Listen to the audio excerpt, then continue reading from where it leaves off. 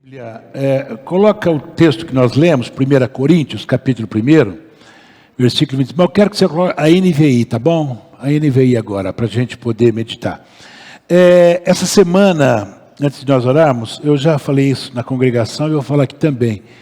Eu vi um colega meu pregando em frente ao Teatro Municipal, lá em São Paulo, e ele pregava com ênfase muito grande, falando sobre a importância da salvação, falando do inferno, falando da nossa chamada. E eu, pensando nisso, eu coloquei no coração essa palavra que está aqui. Olha só, eu vou ler, os irmãos acompanhem. Irmãos, pensem no que vocês eram quando foram chamados. Poucos eram sábios segundo os padrões humanos. Poucos eram poderosos.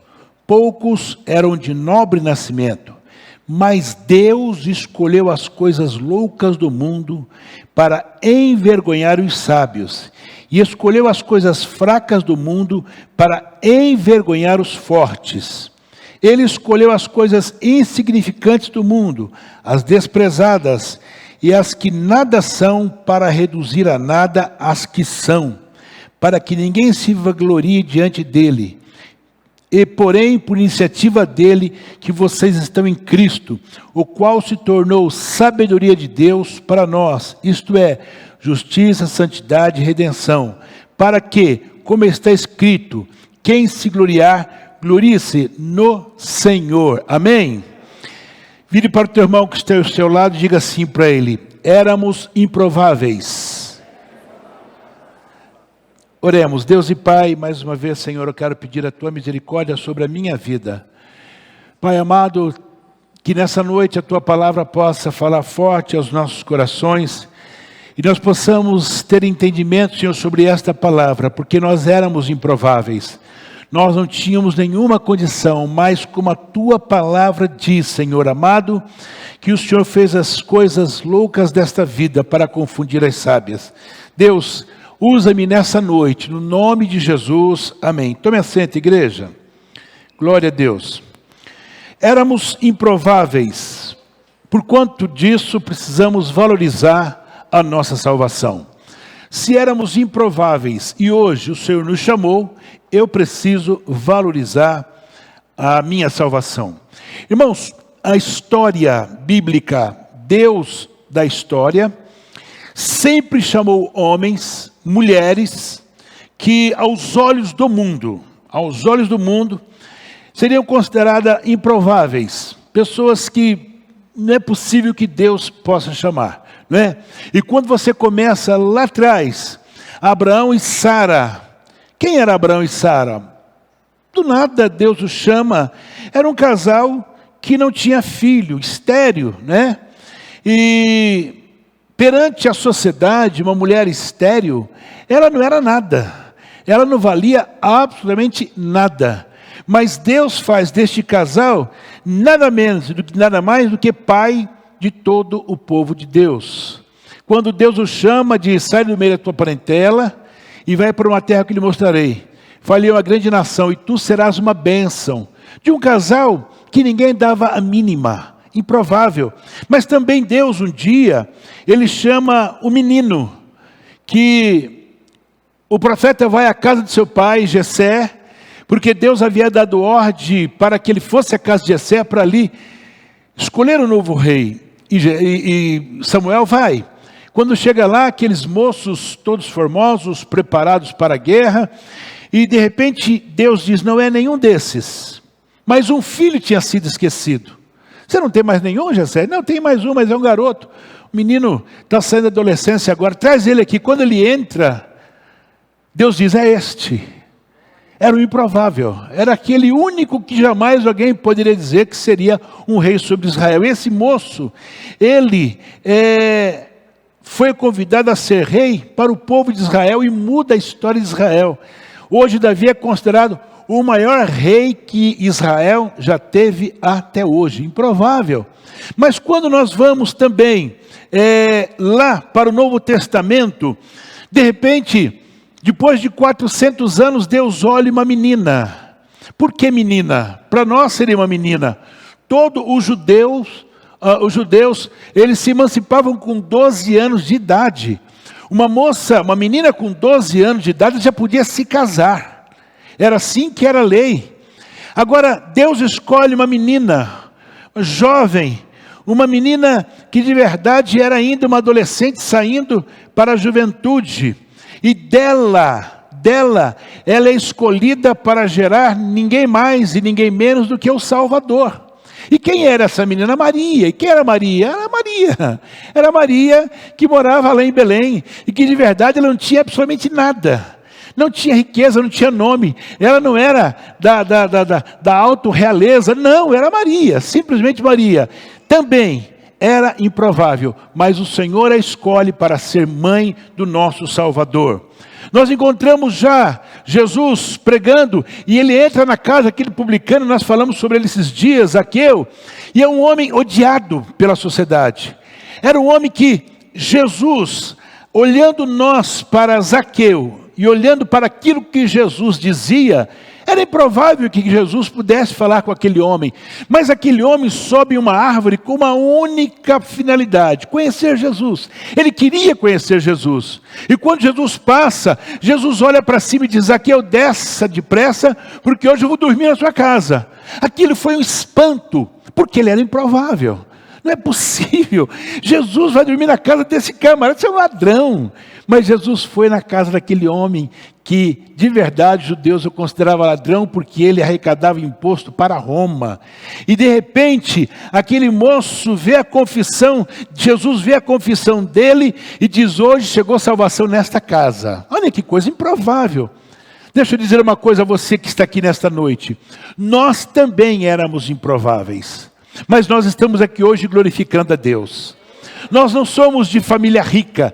Nosso nome não é aquele sobrenome que quando falamos as pessoas dizem: puxa vida, você é dessa família. Não, nós somos os Silvas da vida, os Almeidas da vida. Mas tem uma coisa, nós somos de Jesus, como o texto falou nessa noite.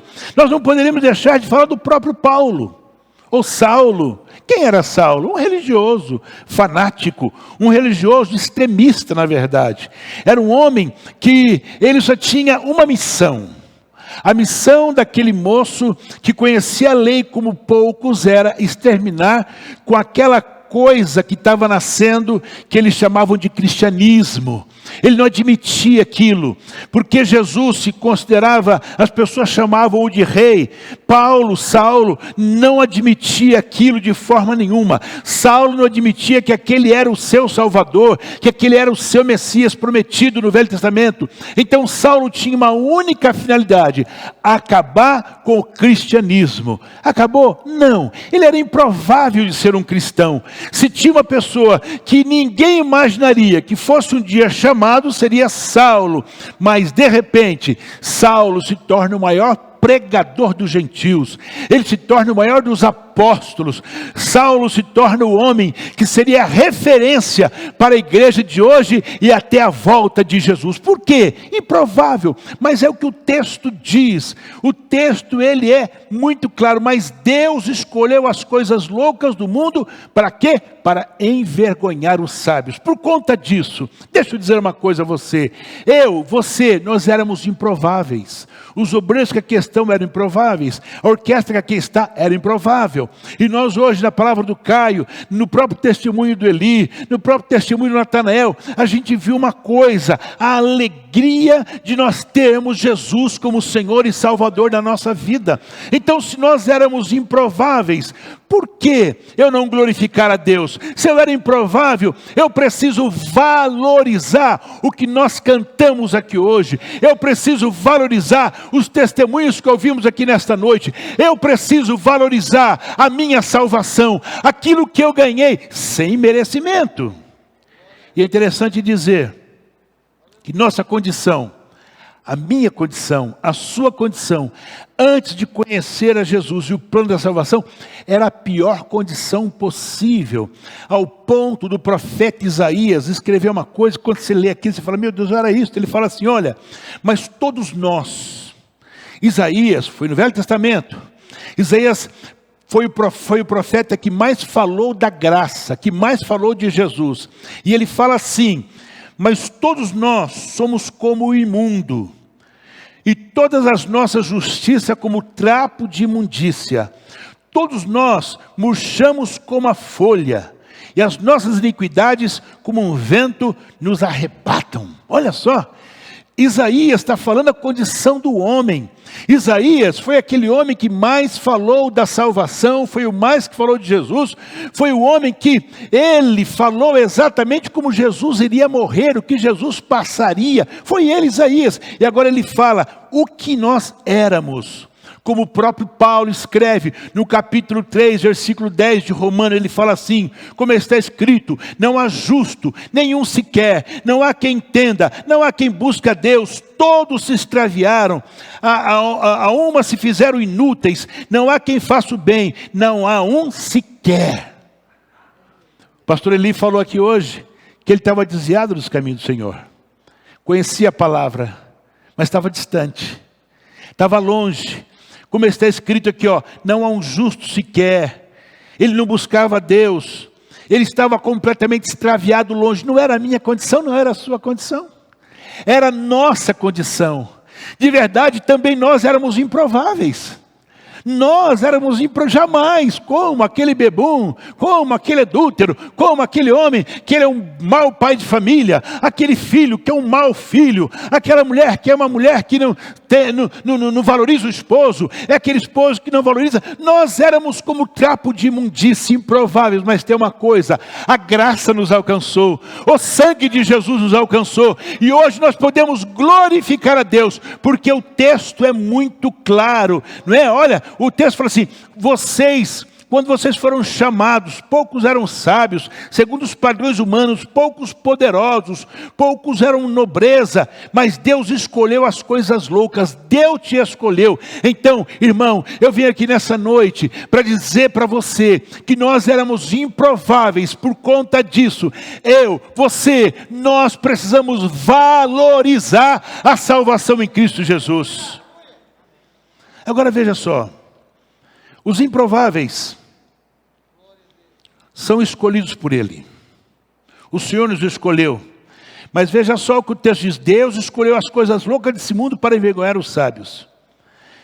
Vivemos nesse mundo e nós sabemos, sem nenhuma preocupação, que cada grupo social tem as suas convicções.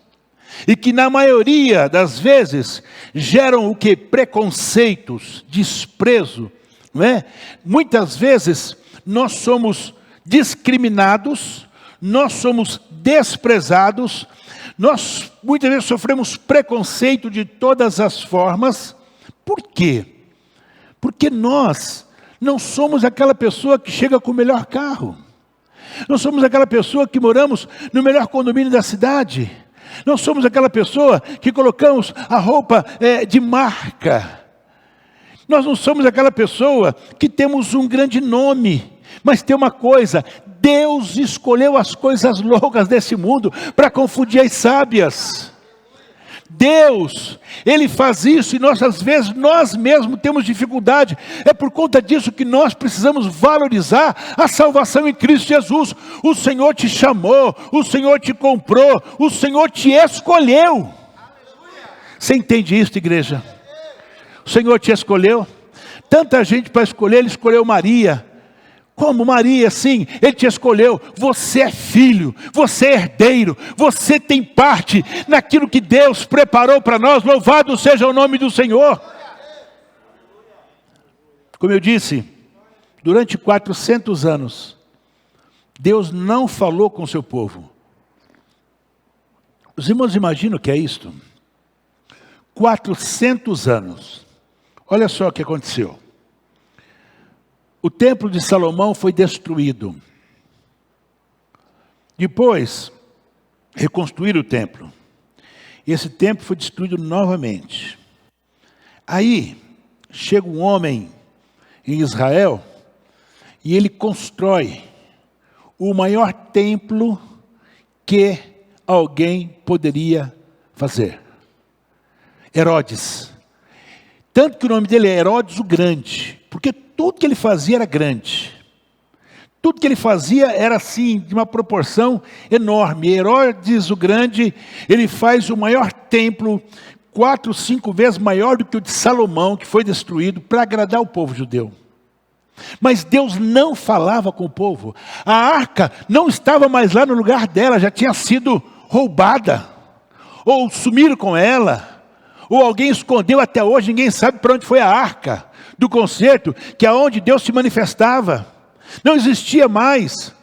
400 anos com aquele, o templo não tinha 400 anos, mas se foi feito um templo, e foi feito todas as festas para a inauguração do templo, mas não aconteceu no templo deste grande homem, o que aconteceu quando Salomão inaugurou o templo dele, que ele fez. Quando Salomão, ele fez o templo, a Bíblia diz que a glória do Senhor encheu a casa. Deus falou com Salomão. Deus fala com Salomão. Deus faz promessa para Salomão. Se o meu povo que chama pelo meu nome se humilhar, eu estarei contigo. O povo fez nada disso. Então Deus saiu fora. Mas aquele templo, ele foi inaugurado. A glória não desceu. Não teve fogo. Não teve nada. Por quê? 400 anos sem Deus falar com o seu povo silencioso. E como eu disse, Maria foi escolhida para ser a mãe do nosso Salvador. Agora presta atenção numa coisa. Jesus nasceu em Belém e se criou em Nazaré. Se criou em Nazaré. Aí, alguém diz assim, então, Jesus de Nazaré, filho de José, né? Capítulo 1 de João, versículo 45, 47, eu vou ler o texto para vocês entenderem. Filipe achou Natanael e disse-lhe, havemos achado aquele de quem Moisés escreveu na lei e os profetas, Jesus de Nazaré, filho de José. Então, Filipe falou assim para Natanael, descobrimos o Salvador, aquele que Moisés falou, aquele que os profetas falaram, apareceu. Quem é? Jesus de Nazaré. Sabe o que Natanael disse? Presta atenção para você ver como Maria, José e o próprio Jesus aparentemente eram improváveis. Ele fala assim, pode vir alguma coisa boa de Nazaré? Não é possível. Olha só, não pode ser. Da onde veio? De Nazaré. De Nazaré não vem coisa boa. Deixa eu dizer uma coisa para você. Até mesmo o nosso Cristo, ele era improvável. Mas foi ele que salvou o mundo da maldição do pecado. Foi ele que reparou o erro de Adão e Eva. Foi ele que veio com uma promessa que todos quanto olharem para ele, de verdade serão salvos. Foi ele que disse, eu sou o caminho, a verdade e a vida, ninguém vai a Deus se não for por mim. Foi ele que disse para os seus discípulos, eu quero ver Deus, eu sou o próprio Deus. Olhando para mim, você está vendo Deus. Foi isto. Jesus foi o único Deus que pisou nesta terra. Você era improvável, mas ele te escolheu. Você não tinha condição, mas ele te escolheu. Mais do que isto, não é? Mais do que isto. Na escolha dos seus discípulos, mais uma vez ele escolhe homens improváveis, comuns. Quem era de posição? Nenhum deles. Não tinha posição. Eram homens, diante da sociedade, não valia absolutamente nada. Mas o texto diz que Deus escolheu as coisas loucas deste mundo, não é mesmo? Para confundir as sábias. Louvado seja o nome do Senhor. Então, deixa eu te dar uma boa notícia. Se prepare.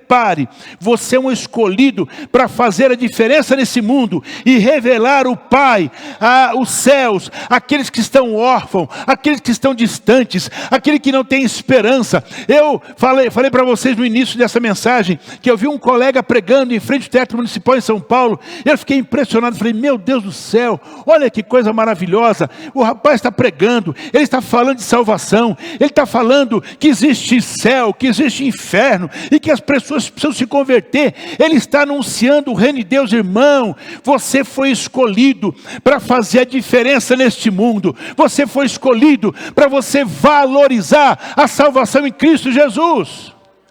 Por quê? Porque aquele que é improvável são transformados por ele. Aqueles que são improváveis são capacitados por ele. É interessante dizer que Paulo escrevendo aqui nesse texto que nós lemos, ele fala assim: pense no que vocês eram quando vocês foram chamados. E quem que você é hoje? Se você roubava, você não rouba mais? Se você matava, você não mata mais? Se você enganava, você não engana mais? Se você mentia, você não mente mais? Se você praticava tantas coisas que a própria sociedade condena, você não as pratica mais. Por quê? Porque você foi transformado pelo poder do Espírito Santo. O Espírito Santo, como nosso irmão lateral falou, a partir do momento que nós aceitamos Jesus, nós já somos selados. Já o Espírito Santo toma conta da nossa vida. Os dons vêm depois, mas nós somos selados pelo Espírito Santo de imediato, para você ser uma nova criatura, para você fazer a diferença neste mundo, para você de verdade mostrar ao mundo que quem te transformou, quem te fez um novo homem, uma nova mulher, foi o Senhor Jesus. Por isso, igreja, eu preciso o quê? Valorizar a minha salvação. Os improváveis são capacitados por Ele. A minha capacitação não vem daquilo que eu estudei, não vem dos meus conhecimentos, mas vem dele. Vocês lembram na chamada do profeta Isaías, quando Deus o chama? Eu não, Senhor, eu sou um homem de lábios impuros, não dá para mim não. Vocês lembram quando Deus chamou Moisés? Eu? Não, sou um homem de boca dura, não dá para mim não. Não vou nessa não. Ele quis correr. Ele quis fugir. Moisés quis fugir da responsabilidade. Não dá para mim. Isaías quis fugir. O profeta Jeremias quis correr. Mas quem nos capacita é o Senhor. Talvez você aqui esteja dizendo nessa noite: eu também, pastor, não tenho condições. Eu não tenho estudo. Eu não me preparei. Eu não fiz curso de teologia. Irmão, o que você precisa é de Bíblia, é de ler, e você ter entendimento que Jesus Cristo veio para morrer na cruz pelos teus pecados. É você poder dizer para o teu amigo, para o teu parente, para as pessoas próximas a você, que existe um Deus que amou o mundo de tal maneira que deu o seu Filho para morrer na cruz pelos nossos pecados. É isto que você tem que falar, é isto que você tem que abrir a sua boca. Então, o Senhor te capacita. Abra a tua boca que o Senhor vai encher no nome de Jesus. É só abrir a boca que Ele vai encher. Agora o que eu preciso? Valorizar. E isso tem me preocupado muito nesses últimos tempos. Nós temos deixado de lado de valorizar o que nós temos. Nós não estamos valorizando a nossa salvação. Jesus, no livro de Lucas, ele fala uma palavra que às vezes tem algumas pessoas que não entendem. Contudo, Lucas 10, 20. Contudo, alegrem-se, não porque os espíritos se submetem a vocês. Está vendo? Mas porque seus nomes estão escritos nos céus, ou no livro da vida. Às vezes nós valorizamos muito alguém que expulsa um demônio. Nós valorizamos muito milagres. Nós valorizamos muito aquilo que Deus usa, e é bonito, e é bênção de Deus. Mas nós precisamos de verdade se alegrar, porque os nossos nomes estão escritos no livro da vida. Porque a Bíblia diz que naquele dia vai chegar gente lá e vai dizer assim: mas eu expulsei demônio em seu nome. Eu orei, eu fiz e aconteci. Não vos conheço. Não vos conheço. Não sei nem quem são vocês, mas eu fiz, não te conheço. Por quê? Porque, irmãos, a nossa alegria tem que ser porque o nosso nome está escrito no livro da vida. A nossa alegria tem que ser porque nós temos plena convicção da nossa salvação em Cristo Jesus. E quando nós temos a plena convicção do nosso nome estar escrito no livro da vida, nós temos plena convicção de que nós temos uma missão. E a nossa missão é proclamar, é falar que Jesus Cristo é o Senhor. Por quê? Eu não posso ser egoísta ao ponto de achar que é só para mim, que é só para minha família. Não, o mundo jaz no maligno, como nós lemos há pouco. O mundo, como nós éramos antigamente, está indo de mal a pior. Mas você, nós temos palavra de vida eterna, palavra que salva, palavra que cura, palavra que liberta, palavra que dá uma esperança a esse mundo perdido. Só Jesus pode fazer isto. Então eu preciso valorizar. O maior motivo para regozijo Não foi a vitória momentânea sobre forças sobrenaturais, não.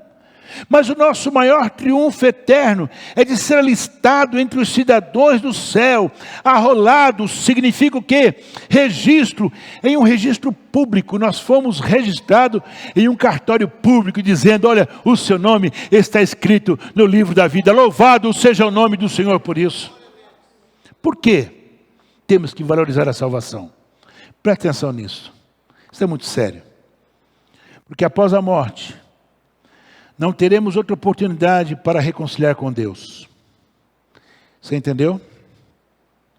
Não existe possibilidade de você dizer, Deus, eu quero valorizar, mas está morto. Não tem mais jeito.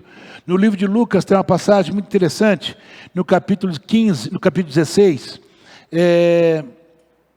daquela parábola que Jesus fala do rico e do Lázaro. Do rico e do Lázaro, é isso. Rico e Lázaro. Quando o rico morreu e foi para o Hades. E Lázaro foi para o céu. E de repente, o rico está lá e ele então fala, eu queria passar para esse lado.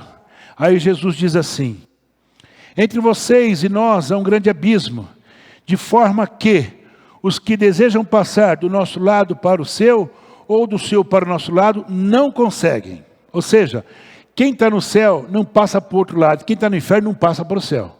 É Jesus que está falando isso aqui nessa passagem de 16 de Lucas. Tá? Hebreus capítulo 9 diz assim, versículo 27. Da mesma forma, como um homem está destinado a morrer uma só vez, e depois disso enfrentar o quê? O juízo. Então por que eu tenho que valorizar a salvação?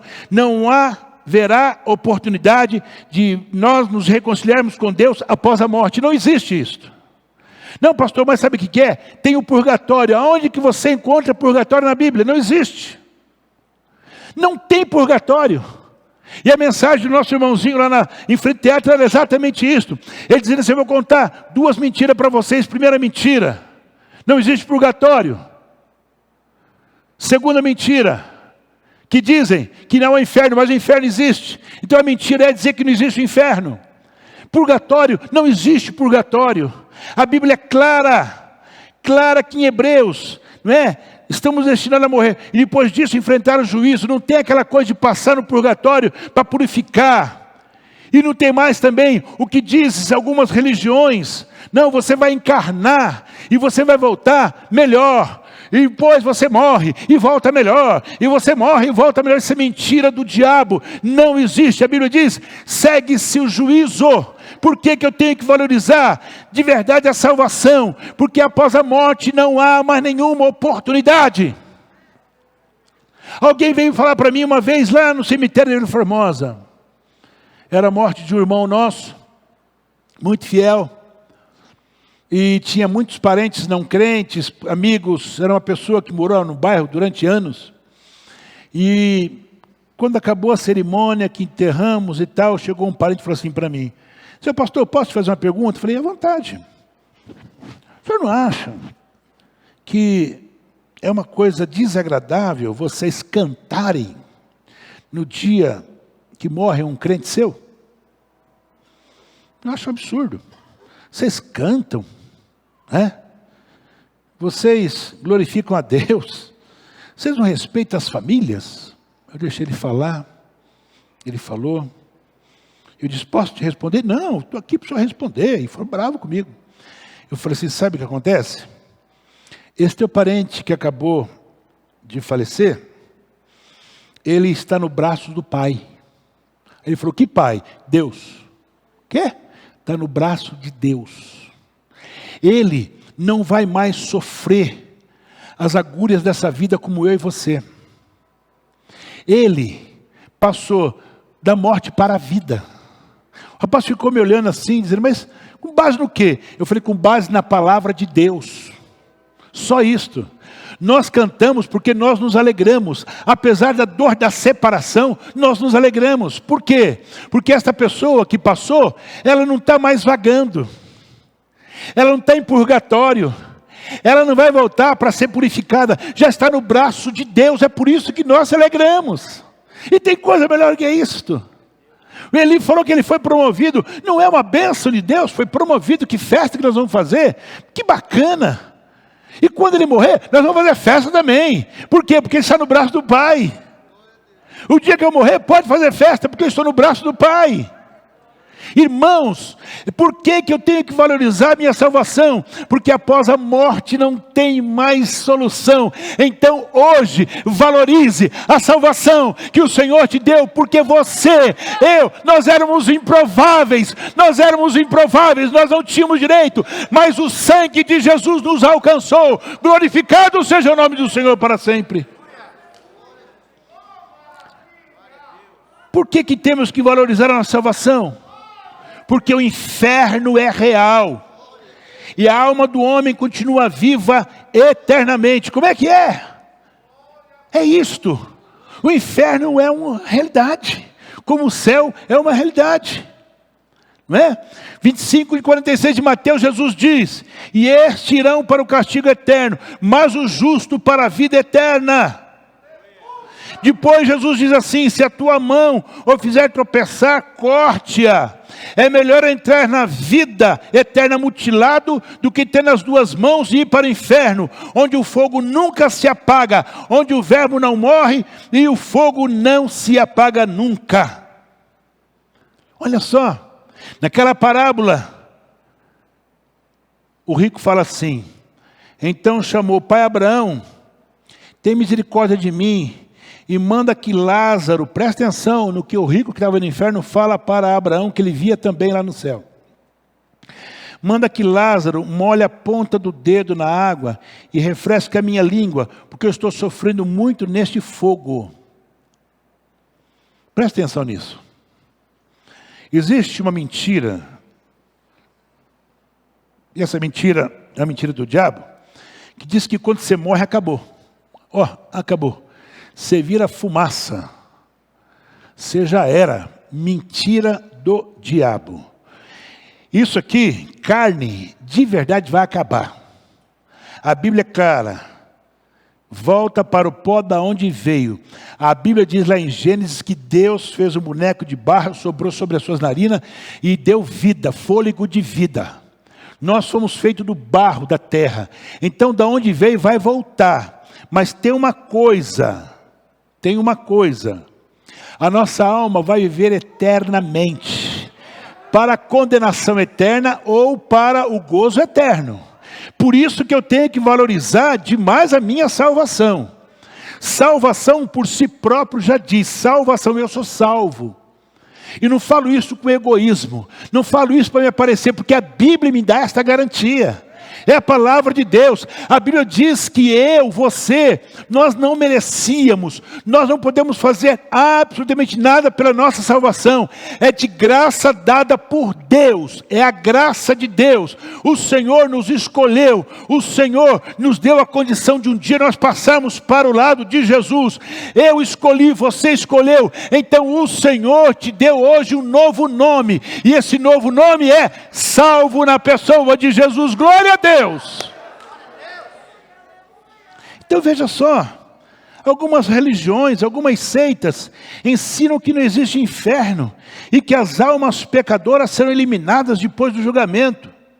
A Bíblia, ela refuta, ela diz que é mentira, né? Em várias passagens, né?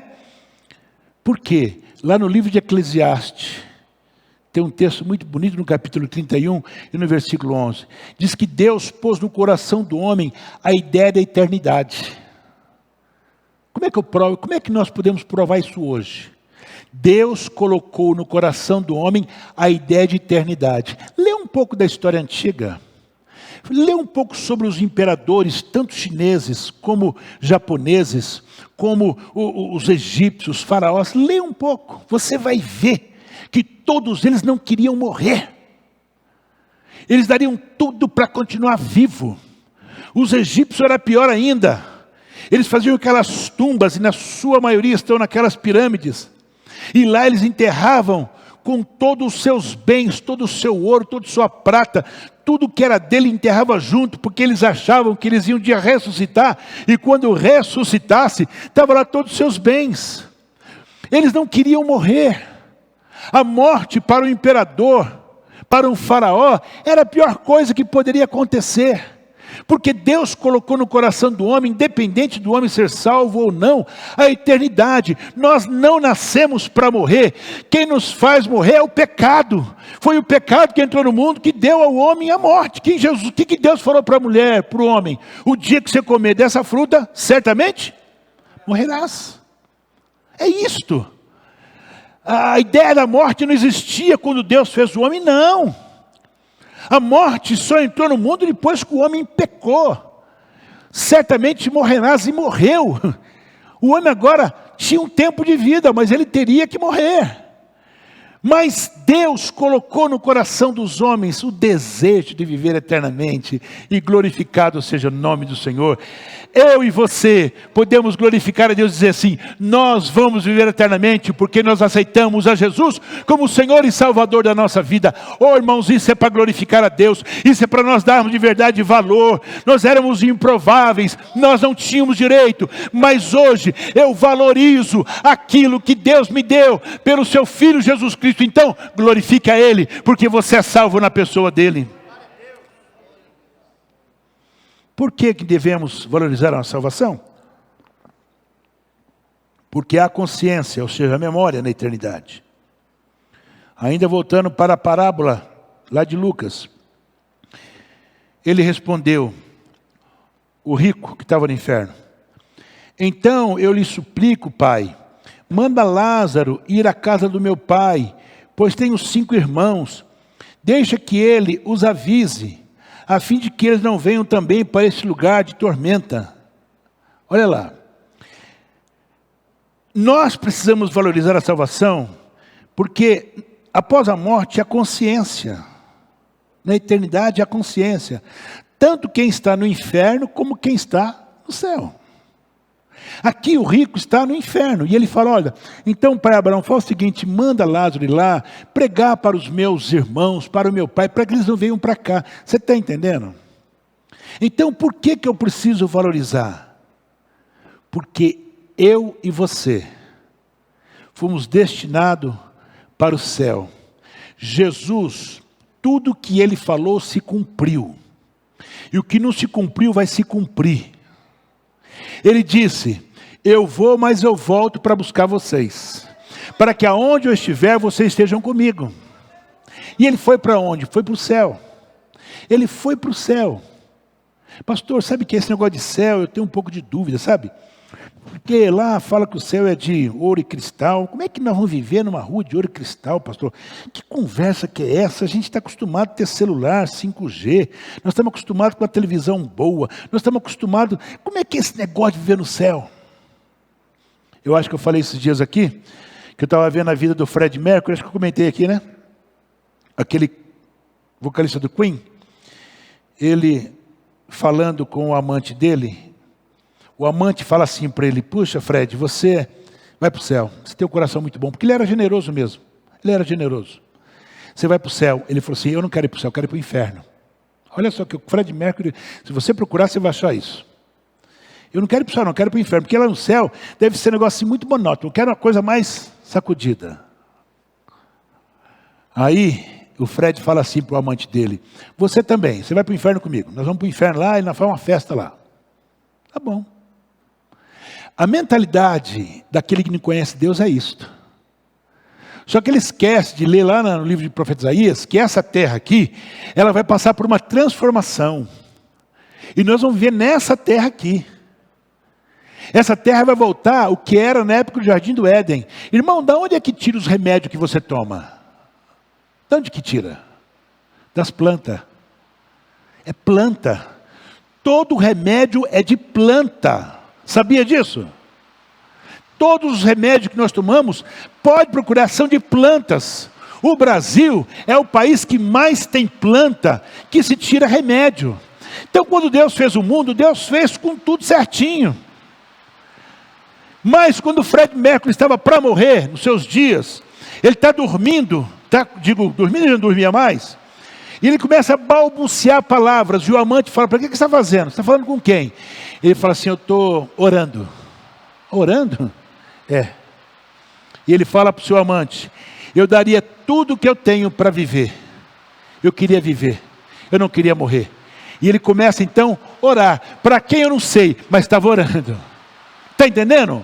Deixa eu dizer uma coisa a você, eu preciso valorizar a salvação, você precisa valorizar a salvação, porque na eternidade, seja no inferno ou no céu, você vai lembrar de alguma coisa, mas se você está aqui hoje, se você tem convicção da sua salvação, é para você glorificar a Deus, falar, Senhor, eu quero valorizar aquilo que o Senhor me deu, eu quero valorizar a salvação, eu quero valorizar o sacrifício de Jesus na cruz do Calvário, eu quero valorizar aquilo que o Senhor me deu. Irmão, o que Ele te deu, não se compra com ouro, não se compra com dinheiro, não se compra com bens, nós já fomos comprados com o sangue de Jesus, aleluia.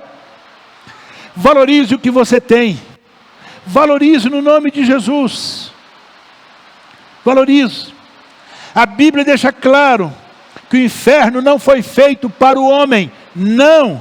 Mateus 25, 41 diz, Deus não tem prazer na morte do ímpio. Jesus dizendo que Deus não tem prazer na morte do ímpio. No livro de Ezequiel diz, Ele deseja que todos se salvem, todos. Não é A e B, todos se salvem. Tá? Em João 3,19, a condenação é esta, que a luz veio ao mundo, e os homens amaram mais as trevas do que a luz, porque as suas obras eram más. Então, deixa eu lhe dizer uma coisa, eu e você, nós éramos improváveis, nós não tínhamos nenhuma chance, nenhuma possibilidade, mas o Senhor teve misericórdia de nós. Nós conhecemos a graça de Deus, nós conhecemos o Evangelho que cura, que liberta, nós conhecemos então, é tempo de valorizar a nossa salvação. Baixe tua cabeça, nós vamos orar agora no nome de Jesus. Senhor Deus e Pai,